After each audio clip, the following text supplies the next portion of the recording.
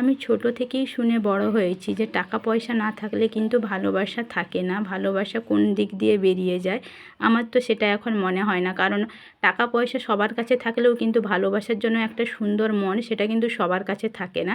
তোমাদের কি মতামত এটা আমাকে অবশ্যই জানিও। তো হ্যালো এভরিওয়ান, তোমরা সবাই কেমন আছো? আশা করছি তোমরা সবাই খুব ভালো আছো। আমার একটি নতুন ভিডিওতে তোমাদের সবাইকে স্বাগত। তো দেখো, সকাল সকাল চান করে কিন্তু আমি চলে এসে একটু ক্রিম মেখে নিলাম, তারপরে আমি সিঁদুরটা পরে নিয়েছি। এরপর যাব আমি ফুল তুলতে, ফুলও তোলা আমার হয়ে গেছে। তারপর যাব আমি পুজো করতে। দেখো, আজকে কিন্তু আমি অনেকগুলোই ফুল পেয়েছি। জবা ফুলের মধ্যে তোমাদের কোন কালারের জবা ফুল বেশি ভালো লাগে? আমার তো এই লাল জবাটাই বেশি ভালো লাগে। আর লাল জবাটা কিন্তু আমাদের গাছে প্রতিদিন ফোটে না, মাঝে মধ্যে ফোটে। তো তারপরে আমি চলে গেছিলাম বাইরের পুজো করতে, বাইরের পুজোটা করে চলে এলাম বাড়ির পুজো করতে। তো বাড়ির পুজো কিন্তু আজকের মতো আমি করে নিলাম, আবার সন্ধ্যের টাইমে সন্ধে দেবো। তারপরে চলে গেলাম আমি রান্না করতে, কারণ সকালে তো জানো যে আমরা ভাত খাই, তাই সকালে রান্নাটা করে নিয়েছে। ভাতটা কিন্তু আমি এক টাইমেই করি, দুপুরের জন্যও করে রেখে দিই। তো ভাতটা কিন্তু আমার হয়ে গেছে, এখানে ভাতটা এবার নামিয়ে নেব। ভাতটা নামিয়ে আমি চলে গেছিলাম আলু কুঁদরি ভাজা করব সকালে। আজকে এটাই হচ্ছে গিয়ে সকালের আমার খাওয়ার, আলু কুঁদরি ভাজা আর গরম গরম ভাত। তো দেখো, কুঁদরিতে কিন্তু এখন দাগ, মানে কুঁদরির গায়ে দাগ দাগ মনে হয়, তাই আমি কুঁদরিটাকে ভালো করে পরিষ্কার করে ধুয়ে নিয়েছি। তারপরে কিন্তু ভাতটা নামিয়ে নিয়েছিলাম। তারপর চলে গেলাম আমি আলু কুঁদরি কাটতে, কারণ আজকে সকালে খাওয়ার জন্য আলু কুঁদরি ভাজা করব। তাই প্রথমে কুঁদরিগুলো আমি কেটে নিচ্ছি, তারপরে কাটবো আলু। আর তোমরা বলো তোমাদের কার কার আলু কুঁদরি ভাজা খেতে ভালো লাগে বা ভালোবাসো? তোমাদের দাদাভাই তো খুবই ভালোবাসে আলু কুঁদরির ভাজা। কুঁদরির যে কোনো রেসিপি তোমাদের দাদাভাই খুবই পছন্দ করে। এর পরের দিন কুঁদরির অন্য একটা রেসিপি তোমাদের সঙ্গে শেয়ার করব।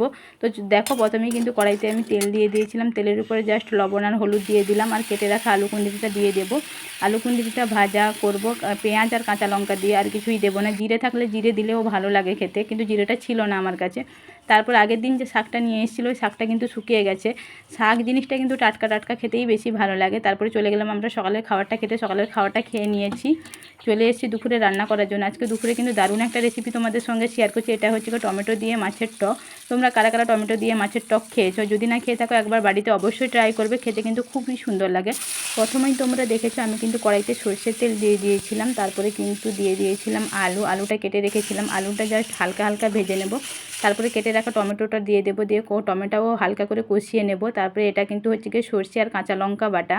সরষে দিয়ে কিন্তু আজকে মাছের টকটা বানাচ্ছি, খেতে কিন্তু দুর্দান্ত হয়েছিল। তোমরা অবশ্যই একবার বাড়িতে ট্রাই করবে। যদি অনেকেই তো আমের টক খেতে পছন্দ করে না, কিন্তু টমেটো টকটা কিন্তু খুব বেশি একটা টক হয় না, মিডিয়াম টক হয়, যেটা খাওয়া যেতেই পারে। তাই আজকে আমি তোমাদের সঙ্গে শেয়ার করলাম। আর ওপর থেকে জাস্ট একটু সরষে তেল দিয়ে দিলাম। তো আজকে আমার কিন্তু টমেটো মাছের টক রেডি। এরপরে যাব আমি আম কোড়াতে, কারণ ভাবলাম একটু চাটনি করব। টমেটো টকটা কিন্তু বেশি টক হয় না আমি জানি, তাই আমি ভাবলাম একটু আমের চাটনি করব। তো আম কিন্তু খুব পড়ছে গাছ থেকে, তাই আমগুলো আমি কুড়িয়ে নিলাম। আমগুলো কুড়িয়ে ছাড়িয়ে নেব। তারপরে কিন্তু কড়াইতে আবার তেল দিয়ে দিয়েছি, লবণ আর হলুদ দিয়ে আমগুলো দিয়ে দিয়েছি। আমি জাস্ট একটু কষিয়ে নেওয়ার পর জাস্ট সামান্য পরিমাণে একটু জল দিয়েছিলাম, জল দেওয়ার পর চিনি দিয়ে দিয়েছি। আমগুলো সেদ্ধ হওয়ার পরে কিন্তু আমি চিনিটা দিয়েছি। তো দেখো, আমের চাটনিও কিন্তু আজকে আমার রেডি। তারপর যাব আজকে দুপুরে লস্যি বানাতে। লস্যি খেতে তোমাদের কার কার ভালো লাগে? আগের ভিডিওতে আমাকে কমেন্ট করেছিল বাপ্পা, থ্যাংক ইউ বাপ্পা আমাকে কমেন্ট করার জন্য। আর কমেন্ট করেছিল আমাদের গৌতম দাভাই, তুমিও আমাকে অনেক অনেক ভালোবাসা দিয়েছো, তোমাকেও থ্যাংক ইউ। তো চলো, এটা হচ্ছে গিয়ে কিন্তু আমি লস্যিটা বানিয়ে নিয়েছি। সমস্ত আমার কাছে তরমুজ ছিল, আঙুর ছিল, কিশমিশ, কাজু, টক দই, চিনি টিনি দিয়ে একটা লস্যি করে খেয়ে নিয়েছি দুপুরে। তারপরে চলে গেলাম দুপুরে জামা কাপড় গুছিয়ে বিছানাটা ঠিক করতে, কারণ দুপুরের তোমাদের দাদাভাই কাজ থেকে এলে কিন্তু খাওয়া দাওয়া করে একটু শুয়ে পড়ে, তাই বিছানাটা আগে তাকে ঠিক করে দিতে হয়। তারপরে কিন্তু আমার অনেকটাই কাজ ছিল, আমি সমস্ত কাজ করে চলে এসেছি আমার শাড়ির কাজ করতে। তোমাদেরকে আজকে দেখাবো আমি কি কাজ করি। এটা হচ্ছে গিয়ে শাড়ি। তো শাড়ির ডিজাইনটা কেমন লাগছে প্লিজ তোমরা কমেন্ট করো। এই শাড়িগুলো কিন্তু আমি কাটিং করি। তোমরা তো জানো যে আমি রান্না করার পর থেকে বসে পড়ি, তারপরে সারা বিকালটা করি। যারা যারা তোমরা আমার লাইফে আসো তারা তো অবশ্যই জানবে, কারণ লাইভ করতে করতেও আমি কাজ করি, তোমাদেরকে দেখিয়েছি। এরপরে এটা কিন্তু সামনেটা ছেঁড়া হয়ে গেছিলো, পেছনের সুতোগুলো কাটতে বাকি ছিল, তাই পেছনের সুতোগুলো কেটে দিচ্ছি।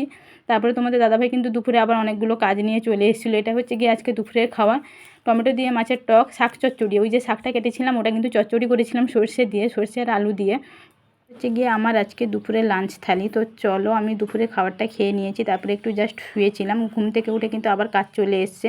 এটা একটা আলাদা ডিজাইন শাড়ির, তো এটা একদিন অন্য কোনো দিন শেয়ার করবো। তারপরে চলে গেছিলাম রাতে রান্না করতে, কাজ করতে করতে রাত হয়ে গেছিলো।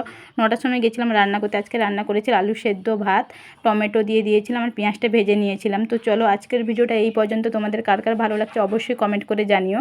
আর চ্যানেলে যদি নতুন হয়ে থাকো অবশ্যই চ্যানেলটাকে সাপোর্ট করে দিও।